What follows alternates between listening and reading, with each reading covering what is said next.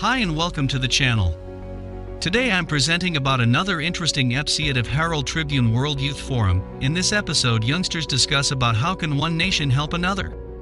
And participated following students: Hasan GÜCLÜYILDIZ from Turkey, Daniela YAFFE ZIDON from Israel, Maryam DAFTARI from Iran, Nadia from United Arab Republic.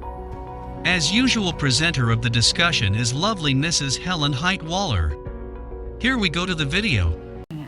WCBS TV presents We'll go back to the library. Young Worlds, a stimulating discussion of young ideas of world interest by teenage students from foreign countries invited to live and study for 3 months in the United States by the New York Herald Tribune Youth Forum.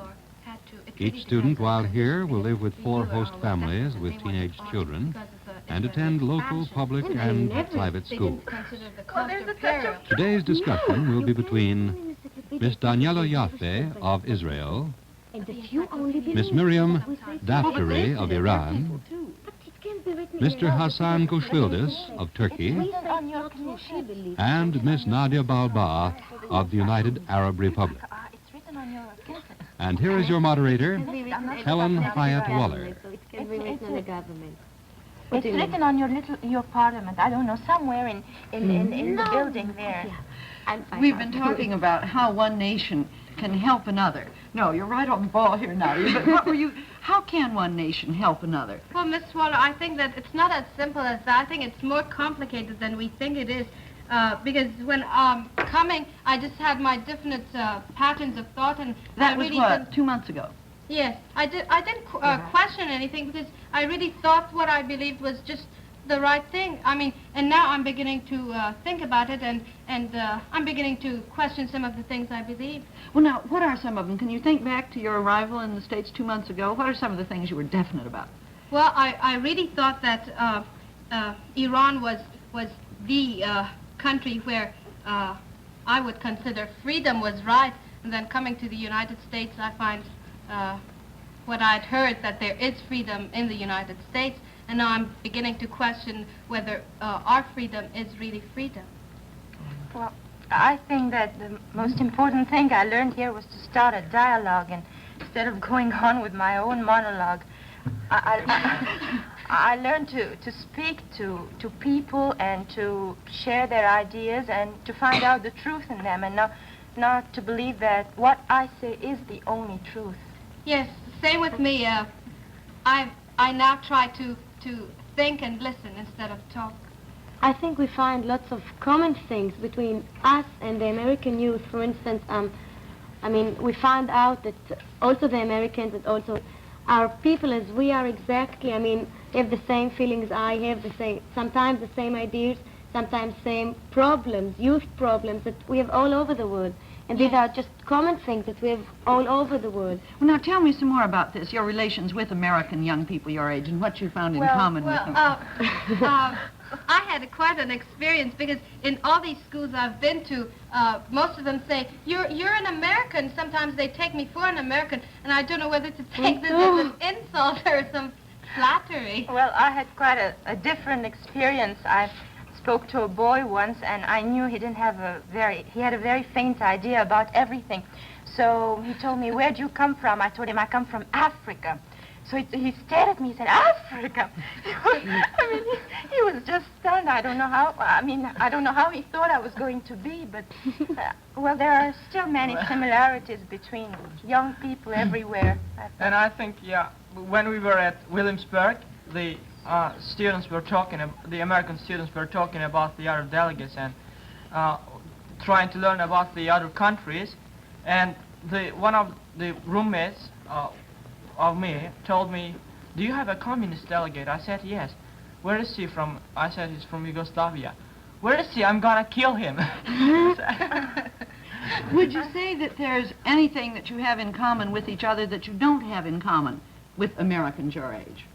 Well, I think it's a matter of point of view, how you look at things.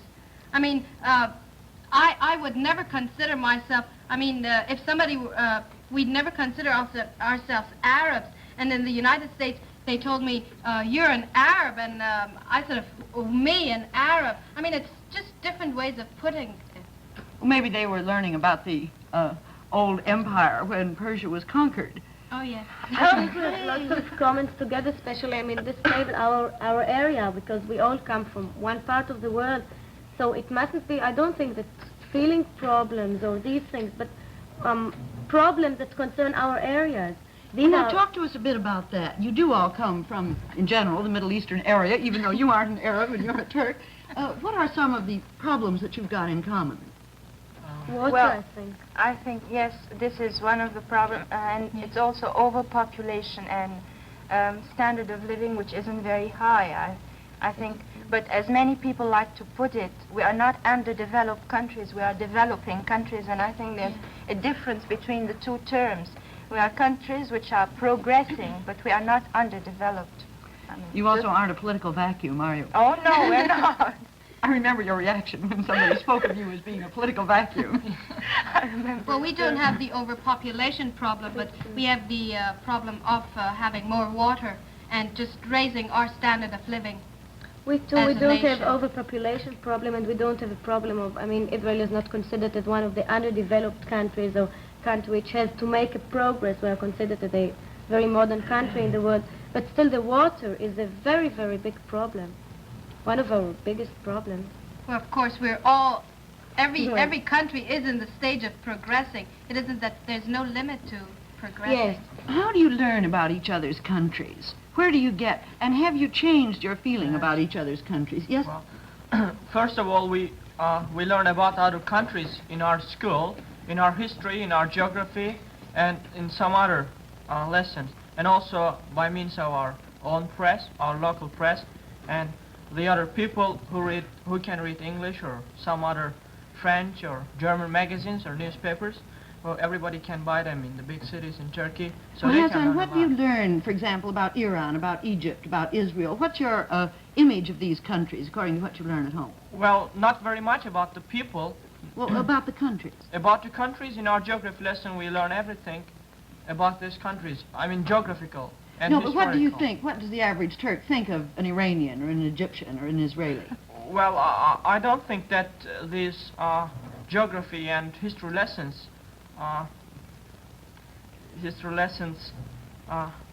impress a lot on the people. I don't think so. But about it all depends on our own local press, I think. But Yes.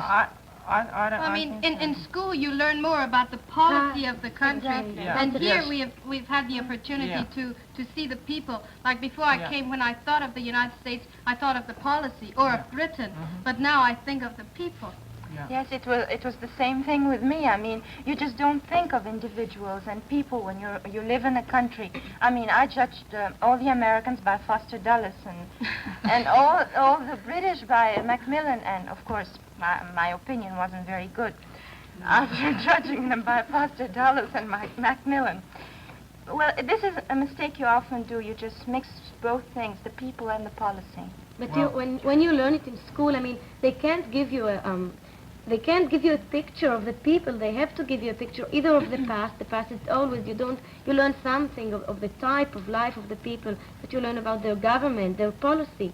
And I think the only possibility in order to get to know people and not policy is by exchanging ideas and sitting and talking and visiting these countries in order to see the people. Otherwise, by newspapers, you only know the policy. How can you do this, though? You inhabit a very small area of the world, but there isn't very much contact here. I is think there? by one thing, as a forum, I mean, this is one thing how you do it. Yeah, but you're going by home such in things. 3 weeks now. But then it hasn't ended there. I think that's where it begins. For us, Well, not for Oh, all yeah. the people. Yes. And it's how we can influence other people and try to open the window which has been opened to us. Mrs. Waller, I I think we'll begin to think when we go back. I'm quite sure that we'll begin to think what we thought here and what we did here when we go back. I think. You're saying That that is the my- impact will begin yeah. to come after you get home, rather than here. Well, Nadia, Yes. I think that now when I go back to my country, I won't think of my country as just, a speck in a big universe, and standing alone, but I'll think of my country as part of a big wide world with a lot of connection, and I'll think of people also, living in that world, and I believe that this will help establish relations, not me personally, but if there are more programs like that, and if people come to the conclusion of thinking about other people, this will help a lot. Yes, I think the word people means a different thing to me now than it did. Now, look, it's all very easy to say that you should think, when you think of another country, you should think in terms of people instead of policy. But to what extent can one really do that? Yes, I think this is one of the jobs that we might have to do when we come home. Explain them that someone is a human being exactly like I am. He has different ideas, his government is different. But perhaps by knowing that we all are people, we can one day come to a conclusion. Only by touch we can make something active. Well, now, be a little more specific. I think that young people all over the world are a little bit idealistic. I mean, they have a tendency to believe that there could be a world government. Of course, this is looking too far, but they always have a tendency to being a little bit idealistic and to be influenced. So I believe if I come back, for instance, and talk to young people my age, they just want to be convinced. I mean, they live in a kind of a dream, and they also know that, I mean, young people their age all over the world, they just can't be that different. I mean, there must be a certain link between them, and they have a tendency to believe that. But obviously, in order to survive the whole world, we must really face reality and look at the world we have so that we can see the world we want. But you have to have a certain idea to go towards it, and then have the... Because if you just live in the reality, I don't think you can change much. You have to have a certain idea and try to reach it. And that's what worries me, Daniela. The reality is the policy. And how long can a young person, as idealistic as possible, how long can that idealism survive? When we see how the whole world is sort of divided now between two great powers, two great ideologies, and then in other parts of the world there are lesser ideologies and hatreds. Well, I suppose there's no, it couldn't possibly be otherwise than these two powers, that you have these two great ideologies, which it seems now that you have to choose.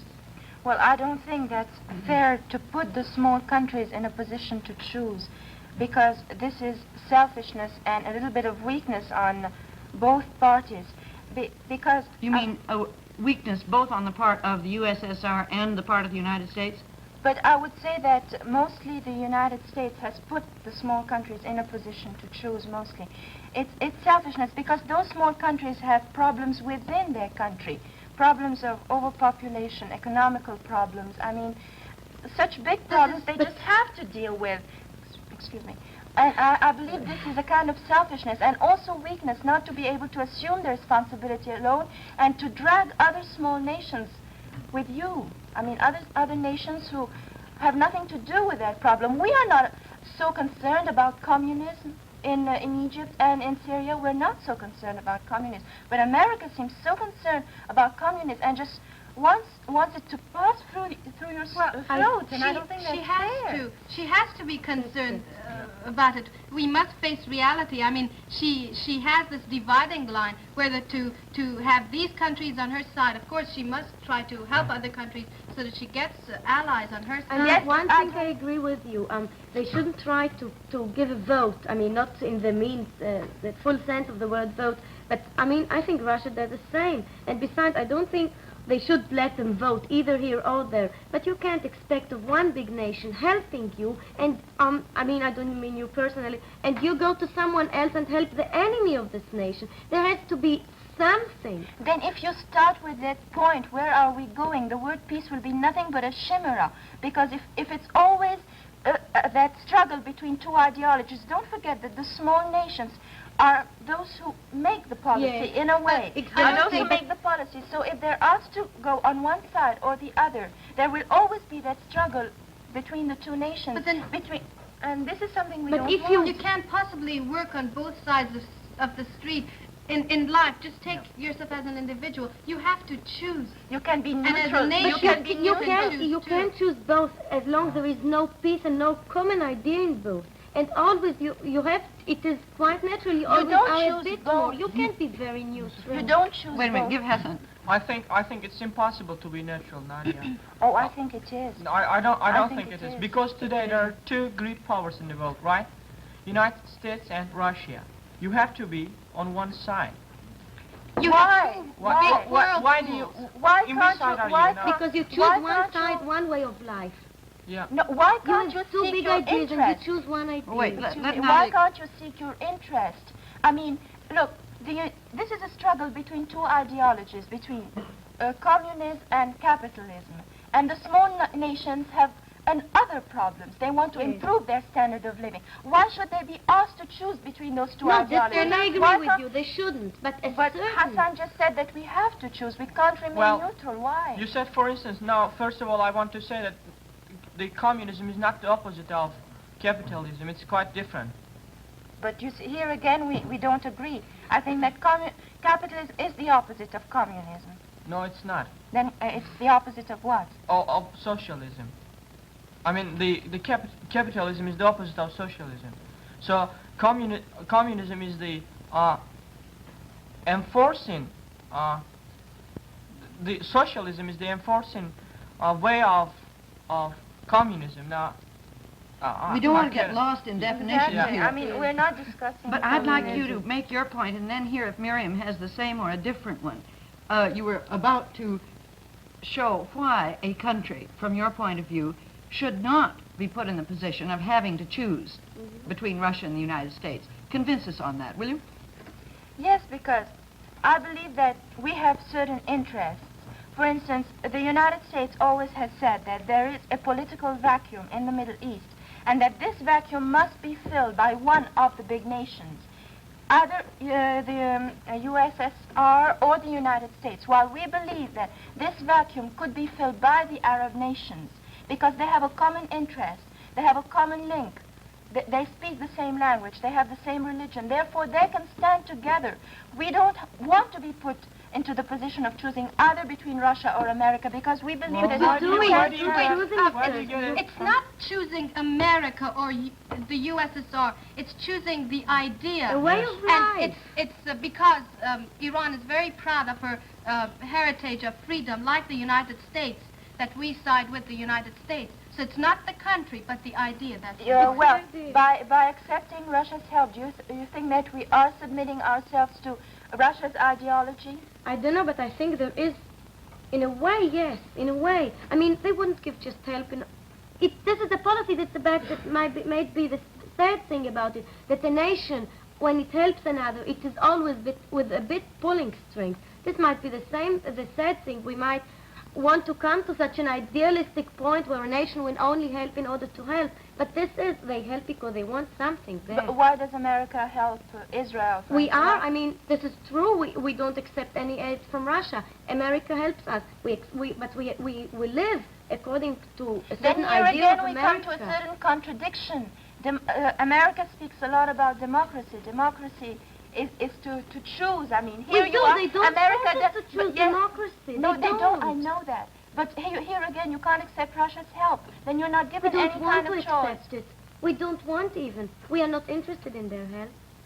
We But don't aren't you get any interested in help. improving your standard of living? Yes, we That's do. why they're Then would you, helping us. We would do, you but refuse I mean- money which will help improve your standard of living? No, but we don't. But we have an. I mean, we get the aid from America, and we have enough with this. We don't need Russia's aid. I think there must be some distinction between the economic aid we get and the military aid we get. There must be a dividing line there. Because why do they help us? To bring about a more equal world economy. What kind of aid do what we is get? the United States helps us through the Point 4 program, which is giving economic aid, Not agriculture, military. and so on. We also take military aid also, but the chief emphasis is on the economic. So you see, we, for instance, I can say, I mean, one thing, we didn't get anything of military aid from the United States. We get economical aid, we get money, we get people, but we didn't get any military aid. Sometimes nations, I think, are put like Middle East nations are put in a straitjacket and they have to make a choice, like when the UAR was desperate and she just had to accept arms from Russia because no matter what the cost or peril because of the Israeli expansion. There is no Israeli expansion.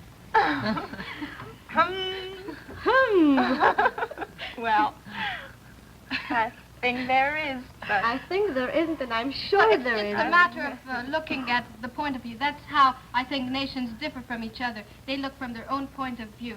That's what makes nations different. But, I mean, you can talk about point of view when it comes to a fact, but there was no fact like this, so on what basis do you say? oh, just one thing. I mean, the all the time jumping on demarcation line For in instance, Syria and Who in jumped? Who Jordan. is the first jumper? Well, I think it's Israel.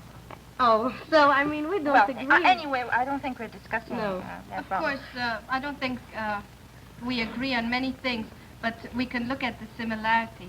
Well, I'd like to come back to your point because I don't think you got a complete answer. You said, isn't this a contradiction? On the one hand, you said a country shouldn't have to choose between one or the other. And then I believe, Daniela, Nadia said to you, aren't you having to choose since you say that you will accept American aid and you won't accept Russian aid? Was that your point? Yes. Yeah, we don't have to choose, no. I mean, One question. yes. I'm sorry to interrupt you. If you accept Russia's help, will America give you aid then? I don't know. I really don't know. But, I mean, there is no matter to talk about this because we don't get Russian help because we have the democracy. I mean, before, when the state of Israel was established, this is the kind of government we have, and it agrees, I mean, perhaps not in everything, but it is more perhaps an American type. It's no communism. And we get the help from America. They don't make us choose. Let's ask Turkey about this question. Well, I still agree. I still disagree with Nadia because, as I said before, one must choose one side because our countries, these countries in the Middle East, are not so stable. So we have to choose either U.S. or Russia. So you said, Daniel is talking, and you're talking about if you get aid from Russia, then will the United States give you aid? Well, I cannot answer that question either, but I think the best way to be with one of these countries to be with the United States. So, and I want to point, well, why are you with Russia, or are you with Russia now? We're not. We're accepting Russia's Yes. aid, but we're more than willing to accept America's aid if America offers to help us. Why don't you want to be neutral? You know, just. But that's what we want, and that's what America is refusing. Be with us or against us. But then if America helps you, she wants you not to have aid from Russia. I mean, it's so different the way the Russians help.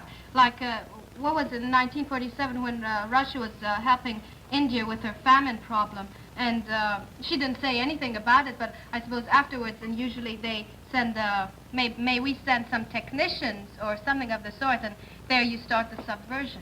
Well, Nadia, let's carry your point. I think it's a very valid one. Let's carry it a step further. Suppose that you can continue with your positive neutrality now, all the countries in the Middle East, getting necessary help from both America and Russia without political influence. What kind of political system do you think will eventually evolve there in the Middle East? Is that a fair question? Yes, I think so. Well, I think that right now what we want in the Middle East is economical aid through the United Nations. This is the best thing.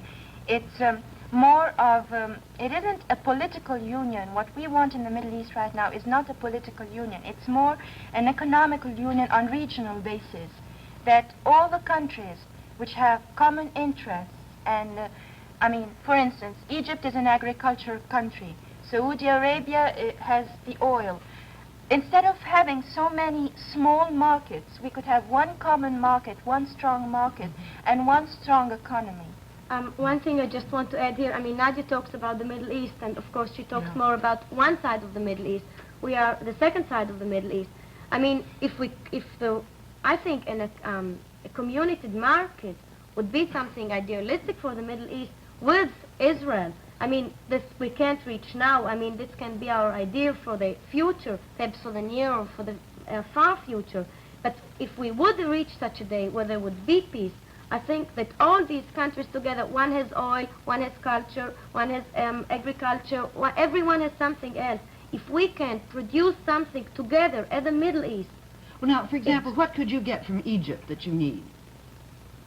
I don't know. And what I could you have to get think from about Israel it. that you need? I don't know much I think about Nadia it. could tell me I what she know. could give me, and I could All tell right, what- you tell Nadia what Israel could give Egypt. First of all, doctors. This is the first thing. I mean, just one thing that I just read recently in the newspaper was that in Egypt, you can tell me if it's true, in Egypt the most biggest percent in the world of people that have trouble with their eyes.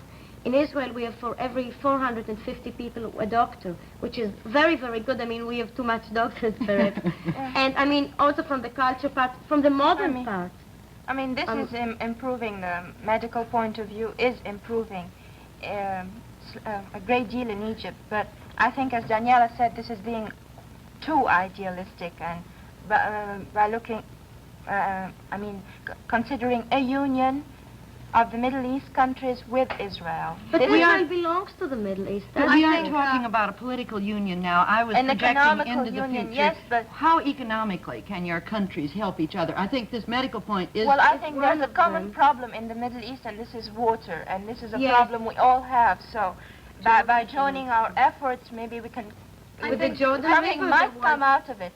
But well, it's all right to consider an economical union with the Arab countries, but I don't think that when Israel comes in, it's very difficult to separate the two things, the economical and the political part. No, It's it very can be diff- only when there will it's be very, such a day exactly, where there because is it's peace. very difficult to separate the two things. I mean, they're Yes. joined together.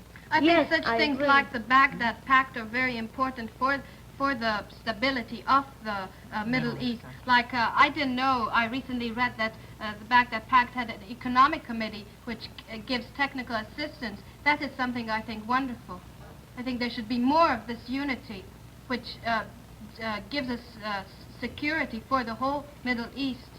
Well, frankly, we are not for the Baghdad Pact. Yes, I We- know that. Frankly, I mean, this is the point. We are not for the Baghdad Pact because I believe that this we believe, all of us, and I do, that this threatens our freedom, because the Baghdad Pact and the Atlantic Pact and the Eisenhower Doctrine and all this, they all mention a defense from communism, but they've never mentioned a defense from the Western countries, and we have suffered from the Western countries, not Yes. from communism. I don't blame So- you for thinking that way. Well, I think you've made your point positively.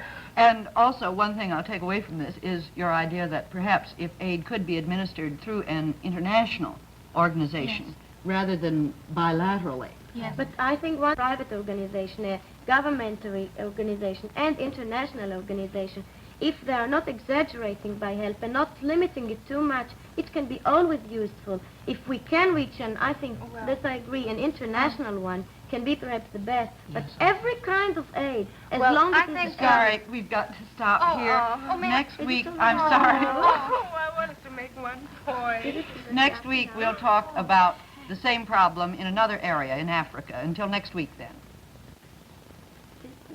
Young Worlds has been produced by WCBS TV with the New York Herald Tribune Youth Forum. Travel arrangements for our guests were made by Pan American World What did you want Airways to and say, Trans Mary? World Airlines. This has been a presentation of the WCBS TV Public Affairs Department. And make mistakes and so that we are able to grow. I wish you'd made that.